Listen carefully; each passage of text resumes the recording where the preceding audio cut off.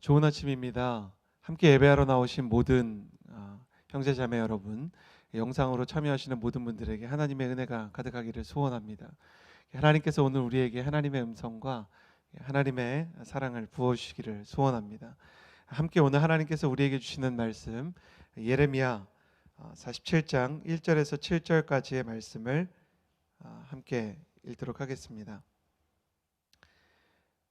바로가 가사를 공격하기 전 블레셋 사람들에 대해 예언자 예레미야에게 임한 여호와의 말씀입니다.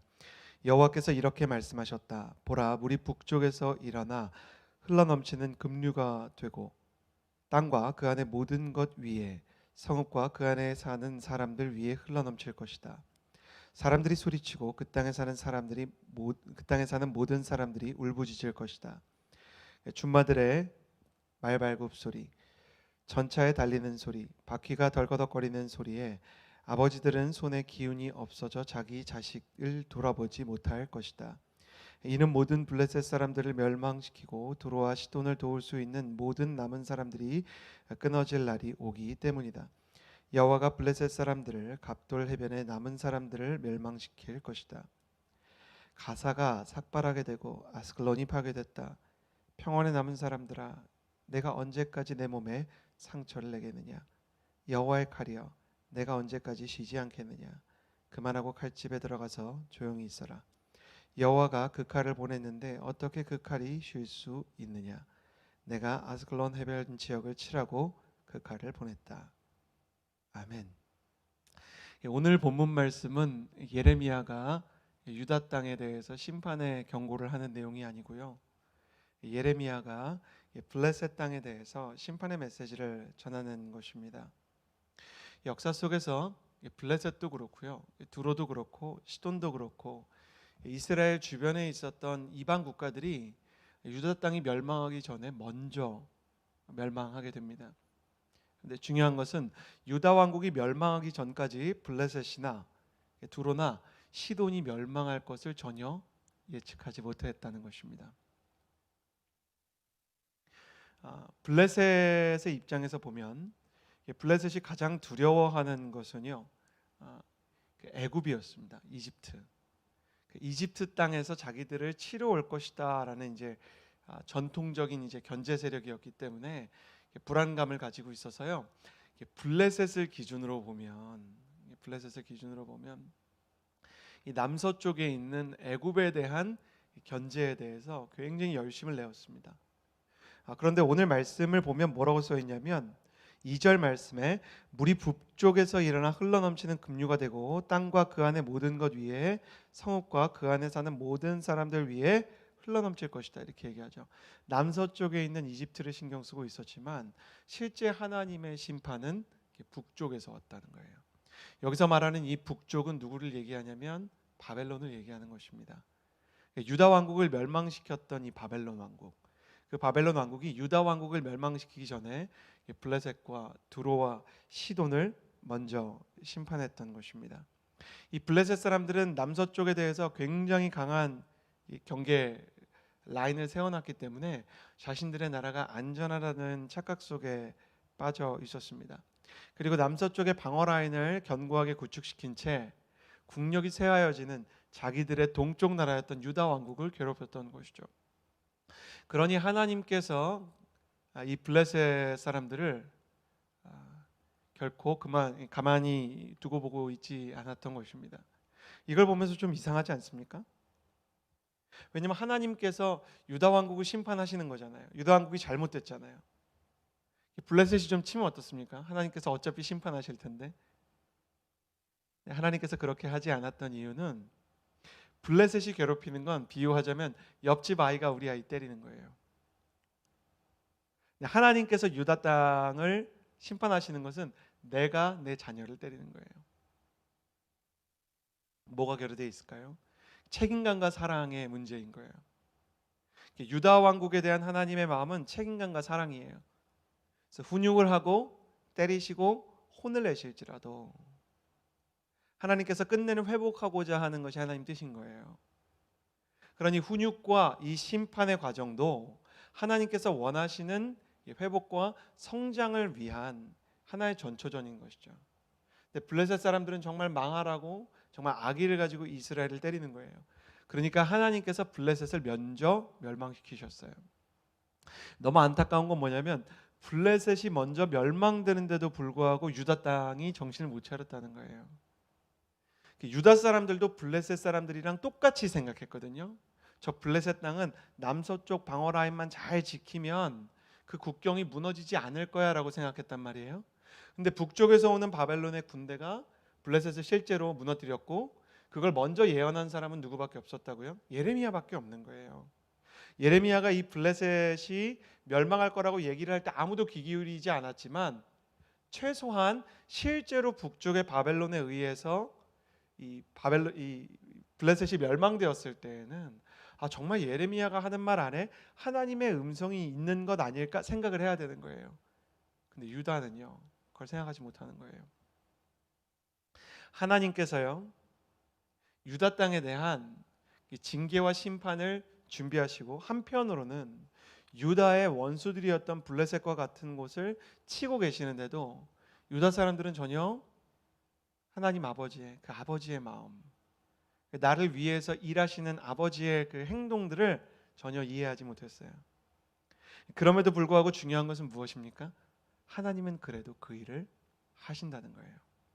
이 말씀은 어떻게 우리 손에 주어지게 되었냐면 실제 유다 왕국이 멸망하고 나서요, 유다 사람들이 전부 다 포로로 끌려가게 돼요, 바벨론에. 그리고 나서 하나님의 말씀을 보니까, 예레미야의 예언을 보니까 예레미야의 말이 틀린 것 하나 없이 다 이루어졌다는 것을 사람들이 그제야 알게 된 거예요. 너무 늦었죠. 나라 다 망했는데. 너무 어리석죠. 심판 받았는데. 근데 늦은 겁니까? 아니에요. 그렇지 않았어요. 늦었다고 생각한 때에도 아직 기회는 있었어요. 늦었다고 생각하는 때가 제일 빠른 때는 아닙니다. 늦었다고 생각한 때는 늦은 게 맞아요. 그렇지만 성경의 은혜는 뭐냐면 늦었다고 생각할 때가 늦은 때 맞는데 늦었다고 생각할 때도 기회는 있는 거예요. 그래서 사람들이 예레미야의 말씀을 이 포로로 끌려간 그 시기에 다시 귀하게 읽기 시작해요. 이미 예레미야는 죽었고 그 나라는 다 멸망했지만 왜 사람들이 예레미야의 말씀을 읽었는가? 우리 민족이 왜 멸망하게 되었는지 그 이유가 써 있었고 그것만 써 있었던 게 아니라 회복의 역사도 같이 써 있었기 때문에, 그래서 이 말씀 붙들고 새 희망의 역사를 시작한 사람이 누구예요? 우리가 주일에 요즘에 나누고 있는 느헤미야예요. 느헤미야, 에스라 이 사람들이요, 포로 귀환을 하게 될 때 예레미야에게 예언한 대로 70년이 되었을 때, 포로로 끌려간 지 70년이 되었을 때 주께서 우리 백성을 고국으로 돌려보내셨다라는 구절이 나와요. 예레미야가 예언한 대로 하나님의 회복이 70년이 있으면 너희가 다시 예루살렘으로 돌아올 수 있게 될 것이다, 이런 예언이 있거든요. 그 예언이 일어난 것을 본 거예요. 그러니까 하나님께서는 지금 듣지도 않을 사람들을 위해 수고하고 애쓰고 사랑하신 이유가 뭐냐면 언젠가 결국 내 언약이 이루어질 것이고 내 이야기를 듣는 사람들이 올 것이다 라는 것을 주님께서 아셨던 거예요. 하나님조차 진심이 통하지 않는 순간이 있어요. 하나님의 사랑도, 쏟아 부어지고 있는 사랑도 느껴지지 않을 때가 있어요. 결코 진심은 언제나 통하지 않습니다. 그렇지만 하나님의 진심을 통해서 우리가 배울 수 있는 것은 진심이라면 결국 통한다는 거예요. 그래서 제일 중요한 건 뭡니까? 하나님의 때까지 하나님의 일을 하는 겁니다. 이 시기에 단 한 사람이 이 명령에 순종했죠. 바로 예레미야예요. 하나님께서 말씀하신 대로 될 것이다 라고 확신하고 주님의 곁을 지켜준 거예요. 예레미야의 예언대로 주전 BC 605년경에 이 애굽이요, 바벨론과 전쟁을 하게 되는데요. 블레셋과 상관없이 애굽과 바벨론이, 이스라엘과 블레셋은 여기 있다면 이제 남서쪽에 있는 애굽과 북쪽에 있는 바벨론이 갈그미스라는 곳에서 만나 전투를 하는데 애굽이 지게 돼요. 그리고 이 여파로 블레셋이 다 완전히 다 멸망을 하게 되고 이제 그 애굽 세력들이 전투에서 졌지만 한쪽이 한쪽을 멸망시킨 전쟁은 아니었기 때문에 애굽이 이렇게 찌그러져 있는 동안 바벨론이 유다 땅과 블레셋과 두로와 시돈을 다 이제 집어삼켜 버리는 것이죠. 그때 블레셋이 뭘 했냐면요, 자기 신 앞에 가가지고 자해를 해요. 오늘 말씀 5절에 보면 내가 언제까지 내 몸에 상처를 내겠느냐 막 자해하면서 도와달라 이렇게 막. 그때 이제 이 블레셋의 우상들이 자해하는 것을 보고 도와준다고 생각했기 때문에 아무 소용이 없었던 거예요. 예레미야는 이러한 메시지를 남기고 있어요. 세상 허무한 게 우상 숭배하는 거다. 가장 절체절명의 위기의 순간 너를 도와줄 수 없을 것이다. 근데 저는 이 말씀을 보면서 참 우리 안에 있는 우상에 대해서도 생각을 많이 하게 돼요. 그 사람은 위기 때 날 도와줄 거라고 생각해요. 이 지식은, 이 돈은, 내가 가지고 있는 이 재능은 내 인생의 미래를 밝혀줄 거라고 생각해요. 저는 포브스지 보면서도 너무 놀라는 게 뭐냐면요, 10년 전에 앞으로 10년을 이끌어가게 될 유망 직종 같은 걸 발표하거든요. 지금 읽어보면 유망 직종 된 게 하나도 없어요. 그 전문가들이 얘기한 게. 그 정도로 전문가들이 모여서, 지식인들이 모여서 내일을 예견하는 것이 많이 틀립니다. 우리가 당연하게 생각하고 안전하게 생각하는 것이 얼마나 쉽게 흔들리는지 모릅니다. 오직 하나님만이 꾸준히 그의 백성을 위해, 그리고 온 세계 위해 자신의 일을 하십니다. 앞서 나눈 것과 같이 하나님은 심판을 하시더라도 자기 백성을 사랑하십니다. 두 번째, 거절을 받더라도 하나님의 백성을 위해 일하십니다. 그래서 세 번째, 가장 중요한 이 메시지로 오늘의 말씀을 끝내고자 하는데요, 하나님은 여전히 그 자리에서 우리를 기다리고 계십니다. 우리에게 은혜와 회복의 손길을 부어주고 계십니다. 만일 오늘 이 아침에 우리가 그 하나님의 손을 붙잡기로 작정한다면 우리를 위해 예비된 하나님의 회복의 징표들, 유다 왕국이 멸망하기 전에 블레셋이 멸망하는 것으로 하나님의 약속이 이루어지고 있다라는 것을 보여주는 그 하나님의 사인들도, 그 하나님의 음성들도 발견하게 될 것입니다. 그러므로 이 새벽에 기도하십시오. 하나님께서 당신이 가야 할 길을 알려주실 것입니다. 이 새벽에 기도하십시오. 하나님께서 흔들리는 당신의 마음이 어디로 가야 할지 그 갈피를 잡아줄 것입니다.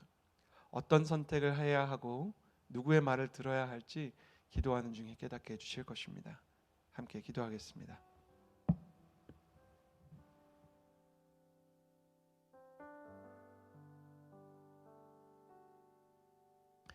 이 시간에 함께 기도할 때 하나님의 진심을 헤아리지 못하는 철없는 자녀와 같았던 우리의 마음을 용서하시고, 주님 여전히 우리를 위해서 일하시는 하나님,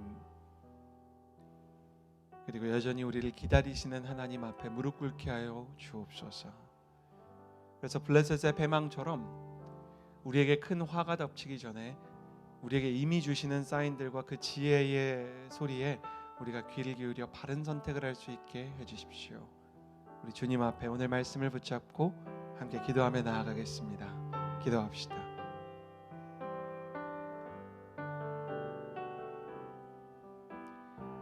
참으로 좋으신 하나님, 블레셋의 패망을 보면서도 자신의 길을 회개하지 않았던 유다 백성들, 하나님의 진심이 통하지 않는 너무나 이 송구한 상황이 지금 나의 인생에서 동일하게 재현되는 안타까운 시간들이 있습니다.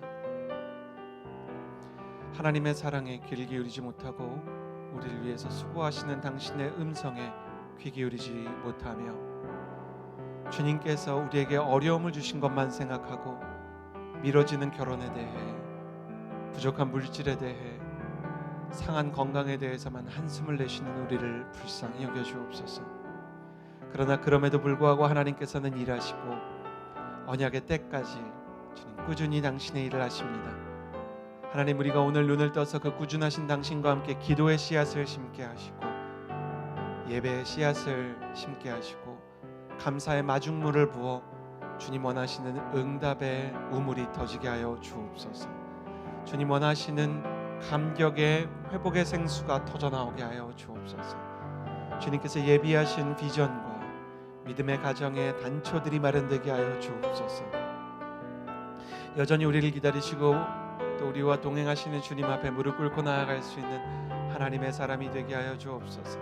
주님 기름 부으시며 새 힘과 능력을 부어주시고 한 사람 한 사람의 하루 가운데 바른 선택과 온전한 하나님의 지혜가 임하게 하여 주옵소서. 주님 기름 부어주시기를 간절히 소원하고, 참 좋으신 하나님 아버지, 하나님의 진심을 헤아리지 못하고 각기 제갈 길로 가며 우리에게 주어진 어려운 현실에만 초점을 맞추어 주님을 때로는 원망하고 감히 원망하지 못하여도 주님을 향한 서운함과 마음 상함을 가지고 있는 우리를 긍휼히 여겨주시고 주님께 눈을 맞추어 주님께서 원하시는 온전한 회복과 주님께서 부어주시는 지혜를 향해 우리의 마음을 맞추게 하여 주옵소서. 감사를 드리며 예수님의 이름으로 기도드렸습니다. 아멘. 우리 이어서 개인의 기도 제목을 가지고 함께 기도하는 시간을 가집시다. 기도하겠습니다.